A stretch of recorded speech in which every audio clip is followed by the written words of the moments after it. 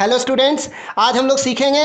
आज का जो टॉपिक है हमारा वह यह है कि टाइप्स ऑफ फंक्शन, यानी फंक्शन जो होते हैं वह कितने प्रकार के होते हैं। यही हमारे लेक्चर का आज टॉपिक है और इसको जानना बहुत ज़रूरी है। टाइप्स ऑफ फंक्शंस को, इसको जानने के बाद क्या होगा, आप सही ढंग से जो है उसको अप्लाई कर पाएंगे इंटीग्रेशन में, डिफ्रेंसिएशन में, और आपके लिए काम आसान हो जाएगा।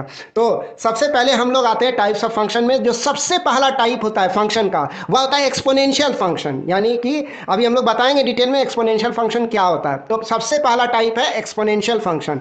दूसरा टाइप जो होता है फंक्शन का वह होता है पॉलिनोमियल फंक्शन। ये दूसरा टाइप है फंक्शन का, पॉलिनोमियल फंक्शन। तीसरा टाइप है आपका मिक्स्ड फंक्शन। ये थर्ड टाइप है फंक्शन का, मिक्स्ड फंक्शन। चौथा टाइप जो है फंक्शन का वह है ट्रिग्नोमेट्रिक फंक्शन। पांचवा टाइप जो फंक्शन का है वह है आपका लॉगरिदमिक फंक्शन, जिसको लॉग फंक्शन भी बोलते हैं, लॉगरिदमिक फंक्शन। और जो छठा टाइप है आपका फंक्शन का वह है कांस्टेंट फंक्शन। तो फंक्शन इतने प्रकार के होते हैं। ये छह जो है टाइप्स हैं, प्रकार हैं फंक्शन के कैलकुलस में जिसका इस्तेमाल होता है, जिसको जानना बहुत ज़रूरी है। अब हम लोग एक एक करके जानेंगे कि क्या होता है। जैसे कि एक्सपोनेंशियल फंक्शन, सबसे पहले आया एक्सपोनेंशियल फंक्शन। तो हम लोग सबसे पहले देखिए एक्सपोनेंशियल फंक्शन, फर्स्ट टाइप में देखिए एक्सपोनेंशियल फंक्शन।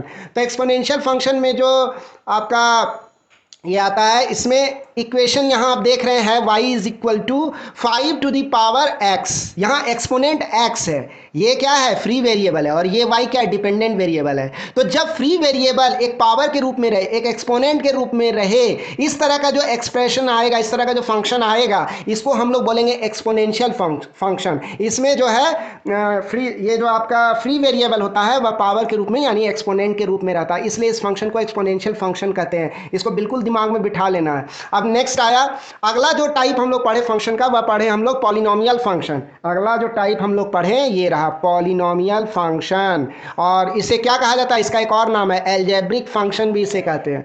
पॉलिनोमियल फंक्शन को हम लोग अलजेब्रिक फंक्शन भी कहते हैं, है ना। तो यहाँ आप देख रहे हैं एक जो फंक्शन लगा हुआ इस जगह, इसको पॉलिनोमियल फंक्शन कहते हैं। तो आप यहाँ देख रहे हैं, यहाँ क्या देख रहे हैं हम लोग, यहाँ देख रहे हैं कि जो बेस है ना वह है एक्चुअल में फ्री वेरिएबल। ये जो बेस है वह फ्री वेरिएबल है। इसके पहले जब हम लोग एक्सपोनेंशियल फंक्शन देखे तो उसमें क्या देखे थे, ये जो एक्सपोनेंट था वो एक्स था, वो फ्री वेरिएबल के रूप में था। लेकिन यहाँ पॉलिनोमियल फंक्शन में हम क्या देख रहे हैं, यहाँ देख रहे हैं कि जो बेस है ना वो फ्री वेरिएबल के रूप में है। एक्सपोनेंट को फ्री वेरिएबल नहीं बनाया गया है, बेस को बनाया गया फ्री वेरिएबल। तो ये बड़ा इसका स्ट्राइकिंग कैरेक्टरिस्टिक फीचर है। तो ये ध्यान में रखना है कि ये जो पॉलिनोमियल फंक्शन होते हैं ना उसमें बेस जो होता है ना वो फ्री वेरिएबल के रूप में होता है, और एक्सपोनेंशियल फंक्शन जो होता है ना वह उसमें एक्सपोनेंट यानी कि पावर जो होता है, तो पावर उसमें रहता है एक्सपोनेंट के रूप में। यहाँ लिखा हुआ भी आप देखो in exponential function. Exponential function की क्या खासियत है, तो यहाँ बताया गया एक्सपोनेंशियल फंक्शन जो होता है उसमें ये देखो चक्री घूम रहा है ना, उसमें एक्सपोनेंट में रहता है फ्री वेरिएबल। फ्री वेरिएबल उसमें कहाँ रहता है मौजूद, तो ये फ्री वेरिएबल जो होता है ना, ये एक्स है यहाँ फ्री वेरिएबल, ये किस रूप में मौजूद है, ये कहाँ मौजूद है, ये एक्सपोनेंट के रूप में मौजूद है ना। तो ये क्या हो गया, एक्सपोनेंशियल फंक्शन हो गया। अब वेयर एज जबकि पॉलिनोमियल फंक्शन जो होते हैं, पॉलिनोमियल फंक्शन जो होते हैं तो उनमें क्या खासियत होती है पॉलिनोमियल फंक्शन में, उसमें खासियत ये होती है कि ये जो पॉलिनोमियल फंक्शन होता है या दरअसल में इसमें फ्री वेरिएबल बेस के रूप में रहता है। ये खासियत यहाँ देख रहे हैं, ये वायलेट कलर की जो चक्री है ये बता रही है कि ये बेस के रूप में जो है वहाँ पॉलिनोमियल फंक्शन जो होते हैं उसमें फ्री वेरिएबल जो है ना वो बेस के रूप में रहता है। यहाँ हम लोग देख रहे हैं, गौर से देखिए डिफरेंस, एक्सपोनेंशियल फंक्शन में हुआ 5 टू द पावर x और पॉलिनोमियल फंक्शन हुआ x टू द पावर 5। तो दोनों में डिफरेंस है। पॉलिनोमियल में बेस हो गया फ्री वेरिएबल और एक्सपोनेंशियल में पावर यानी एक्सपोनेंट हो गया फ्री वेरिएबल। तो अब आपको ये दोनों फंक्शन के बीच का डिफरेंस समझ में आ गया होगा। अब आते तीसरा टाइप जो फंक्शन का होता है वह होता है मिक्स्ड फंक्शन। तो थर्ड टाइप ऑफ फंक्शन जो होता है मिक्स्ड फंक्शन कहलाता है। इसमें खासियत यह होता है मिक्स्ड फंक्शन में कि इनमें वैसे फंक्शंस होते हैं जिसमें दो या अधिक या उससे ज़्यादा फंक्शंस जो होते हैं ना एम्बेडेड होते हैं, यानी मौजूद रहते हैं। तो अभी देखते हैं, ये देखो जैसे कि यहाँ हम लोग देख रहे हैं कि एक लॉगरिदमिक फंक्शन है, यहाँ एक लॉगरिदमिक फंक्शन है हम देख रहे हैं। तो ये लॉगरिदमिक फंक्शन ये एक टाइप का फंक्शन हो गया। बगल में क्या देख रहे हैं दूसरे टर्म में, वहाँ एक ट्रिग्नोमेट्रिक फंक्शन मौजूद है। इसका मतलब क्या हुआ, दो तरह के फंक्शन है, एक लॉगरिदमिक फंक्शन और एक ट्रिग्नोमेट्रिक फंक्शन, वो दोनों एम्बेडेड हैं इस फंक्शन में, इस वाई फंक्शन में ये दोनों छोटे छोटे फंक्शन एम्बेडेड हैं। इसीलिए इस तरह के फंक्शन को हम लोग मिक्स्ड फंक्शन कहते हैं, जहाँ दो या दो से अधिक टाइप के फंक्शंस मौजूद हों, तो ऐसे फंक्शंस को मिक्स्ड फंक्शन में। यहाँ देखिए, यहाँ एक्सपोनेंशियल फंक्शन है 5 to the power x, x जो है एक्सपोनेंट में है, तो ये हो गया एक्सपोनेंशियल फंक्शन। और यहाँ क्या है, यहाँ पर है लॉगरिदमिक फंक्शन, तो exponential function plus logarithmic function, ये बना दिया मिक्स्ड फंक्शन। अब अगला जो टाइप आता है फंक्शन का, वो आता है ट्रिग्नोमेट्रिक फंक्शन। अगला जो टाइप है वो ट्रिग्नोमेट्रिक फंक्शन है। ट्रिग्नोमेट्रिक फंक्शन में क्या देखते हैं हम लोग, उसमें कोई ट्रिग्नोमेट्रिक रहेगा, जैसे साइन कॉस टेन, ये आपको दिखेगा, ये पाया जाएगा, और इसके आर्ग्यूमेंट में रहेगा आपका एक्स रहेगा आर्ग्यूमेंट में, है ना। तो ऐसे फंक्शन को हम लोग इसको आर्ग्यूमेंट बोलते हैं। जैसे साइन थीटा बोलते हैं, तो थीटा हो गया आर्ग्यूमेंट हो गया साइन फंक्शन का। जैसे कॉस एक्स बोले तो एक्स क्या हो गया, ये जो एक्स हो गया ये एक्स आर्ग्यूमेंट हो गया, किसका आर्ग्यूमेंट हो गया, कॉस का। जैसे tan x बोले तो x जो है आर्ग्यूमेंट हो गया tan साइन ट्रिग्नोमेट्रिक फंक्शन का। तो ये चीज़ है। अब अगला जो फंक्शन आता है वह है लॉगरिदमिक फंक्शन। ध्यान दीजिए, ये है आपका लॉगरिदमिक फंक्शन, ये अगला फंक्शन है लॉगरिदमिक फंक्शन। इसको कैसे डिनोट करते हैं, इसमें लॉग रहेगा, ये लॉग है और ये इस लॉग फंक्शन का आर्ग्यूमेंट है। ये x क्या है, इस लॉग फंक्शन का आर्ग्यूमेंट है। और ये जो आप छोटा सा e देख रहे हैं ये बेस हो गया, ये इस लॉगरिदमिक फंक्शन का बेस हो गया। e एक्चुअल में यूलर्स कांस्टेंट को बोला जाता है, e आगे जाके बताएंगे डिटेल में यूलर्स कांस्टेंट क्या होता है। अभी आप इतना जान लो, ये लॉगरिदमिक फंक्शन, इसमें बेस e है, इसका आर्ग्यूमेंट जो है वो x है। तो ये पूरा तरह से जो ये ढांचा हमको जो दिख रहा है ये हो गया लॉगरिदमिक फंक्शन।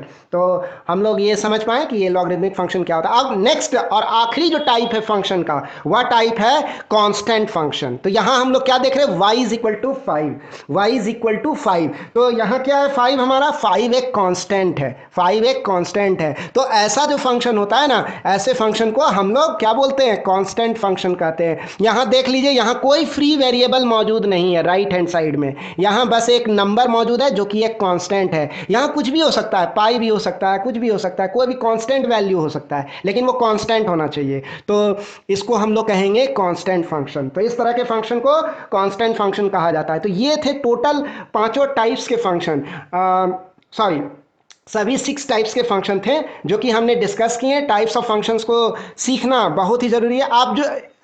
आप यहाँ एक चीज़ छूट गया, आप यहाँ 5 को जो है 5 इंटू 1 भी लिख सकते हैं। आप इसको 5 इंटू 1 भी लिख सकते हैं। 5 इंटू 1 को आप 5 into x to the power 0 भी लिख सकते हैं। ध्यान दीजिएगा कि कैलकुलस में जब भी कांस्टेंट आ जाए, जब ऐसा अकेला कांस्टेंट रहे ना, तो हमेशा कैसे कंसिडर करना चाहिए, हमेशा कुछ इस तरह से आपको कंसिडर करना चाहिए, 5 into x to the power 0। जब आप इस तरह से कंसिडर करेंगे ना, तो आपको देखना आगे जाकर के कितना फायदा होगा। आपको अगर अकेला कांस्टेंट दे दिया है तो उसे अकेला मत समझिए, उसके साथ जो है ना 1 भी मल्टीप्लाई हो रहा है। 1 मतलब variable to the free variable to the power 0। अगर कोई कहे कि क्या कांस्टेंट फंक्शन के साथ कोई फ्री वेरिएबल नहीं होता है, तो हाँ होता है, लेकिन वो फ्री वेरिएबल जो होता है ना, वो हम कह सकते हैं अगर कोई वेरिएबल नहीं दिया हुआ, बिल्कुल कांस्टेंट अकेला है, जैसे कि हम लोग इस केस में देख रहे हैं कि यहाँ कांस्टेंट क्या है, बिल्कुल अकेला है, तो समझ जाइए कि इसके साथ जो फ्री वेरिएबल, मान लीजिए x को मानते हैं फ्री वेरिएबल, तो x टू दी पावर 0 हम मान सकते हैं, क्योंकि x टू दी पावर 0 1 होता है। और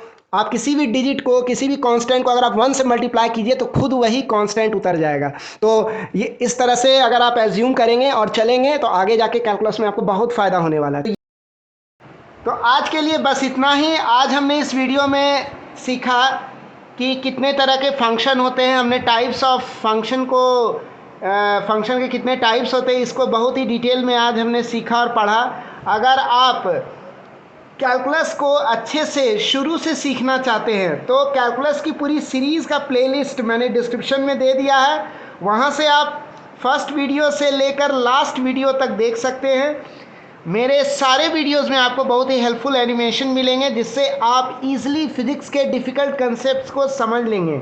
अगर आपको यह वीडियो अच्छा लगा तो आप हमारे इस प्यारे से YouTube चैनल बर्नौल साइंस को लाइक कीजिए, सब्सक्राइब कीजिए और बेल आइकन को प्रेस ज़रूर कीजिए, और ज़्यादा से ज़्यादा लोगों को वीडियो शेयर कीजिए। अगले वीडियो में यानी पार्ट 3 में हम लोग डिस्कस करेंगे कि किस प्रकार अलजेब्रिक फंक्शन और एक्सपोनेंशियल फंक्शन का डिफ्रेंशिएशन किया जाता है। हम लोग अगले पार्ट में यानी पार्ट 3 में यह सीखेंगे कि अलजेब्रिक फंक्शन और एक्सपोनेंशियल फंक्शन का डिफ्रेंशिएशन किस प्रकार किया जाता है। तो प्लीज़ उस वीडियो को मिस मत कीजिएगा, बहुत ही इंपॉर्टेंट टॉपिक है, बहुत कुछ सीखने को मिलेगा आपको। तो उस वीडियो को ज़रूर देखिएगा। तब तक के लिए हंसते रहिए, मुस्कुराते रहिए, खुश रहिए। मैं ज्ञानू मोदी आपसे इजाज़त चाहूँगा। मिलते हैं अगले धमाकेदार वीडियो में। Thank you.